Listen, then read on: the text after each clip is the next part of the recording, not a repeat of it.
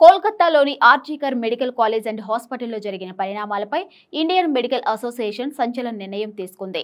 అత్యంత బాధాకరమైన ఘటన జరగడమే కాకుండా నిరసన తెలుపుతున్న వైద్య విద్యార్థులపై దాడిని కూడా ఆ ఎంఐఏ ఖండించింది.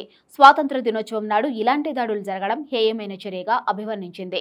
వీటన్నిటిని నిరసిస్తూ శనివారం ఉదయం 6 గంటల నుంచి ఆదివారం ఉదయం 6 గంటల వరకు దేశవ్యాప్తంగా ఆధునిక వైద్యులు అందించే వైద్య సేవలు నిలిపివేసినట్టు పిలుపునిచ్చింది. అత్యవసర సేవలు మాత్రం కొనసాగుతాయి పేర్కొంది. క్యాజువాలిటీస్ విధులకు వైద్యులు హాజరవుతారని పేర్కొంది. మిగతా ఓపీడీఎస్లు అత్యవసరమైతే తప్ప మిగతా సర్జరీలు జరగవని తేల్చి చెప్పింది. ఏ ప్రాంతాల్లో ఆసుపత్రుల్లో ఆధునిక వైద్య సేవలు అందుతున్నాయో అన్ని ప్రాంతాల్లో సర్వీసులు నిలిపివేస్తున్నట్టు ఐఎంఏ ప్రకటించింది. న్యాయమైన కారణాలతో చేస్తున్న బంద్కు అన్ని వర్గాల నుంచి మద్దతు అవసరం ఉందని ఐఎంఏ రిక్వెస్ట్ చేస్తుంది. Federation of resident doctors association కూడా నిరసనను పునః ప్రారంభించబోతున్నట్టు ప్రకటించింది. ఫిజిషియన్ ట్రైనీ హత్యాచార ఘటన దేశవ్యాప్తంగా ఆగ్రహానికి గురైంది. వైద్యులంతా నిరసనలు చేస్తున్నారు. ఎయిమ్స్, విఎంఎంసీ, సఫ్దర్జంగ్ హాస్పిటల్, రామ్ మనోహర్ లోహియా హాస్పిటల్తో సహా ప్రధాన ప్రభుత్వ ఆసుపత్రుల్లోని రెసిడెంట్ వైద్యులు సోమవారం ఉదయం నుంచి కొన్ని సేవలను బహిష్కరిస్తున్నారు.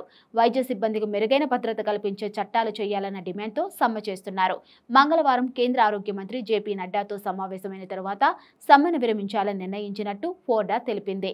వైద్య సిబ్బందిపై దాడులను అరికట్టేందుకు central health care protection act ఆమోదింపజేస్తామన్న హామీ, ఇతర డిమాండ్లు నెరవేర్చేందుకు కేంద్రం ఓకే చెప్పడంతో నిరసన విరమించినట్టు ప్రకటించారు.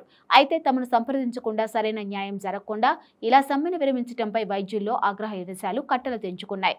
అనేక ఆసుపత్రుల రెసిడెంట్ డాక్టర్స్ అసోసియేషన్ అభ్యంతరాలతో నిరసనలు తిరిగి ప్రారంభిస్తున్నట్లు ఫోర్డా ప్రకటించింది.